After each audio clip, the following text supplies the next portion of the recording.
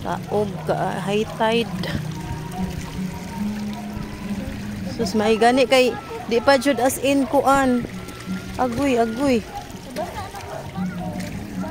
Di pa kaayo as in kuan jud, gamay pa lang. Pagdali na mo. Basta dito. High tide. Gahapon po dingon ani nilapaw na dire sa agianan. Ang mga agianan. Lapaw na siya. Unahan.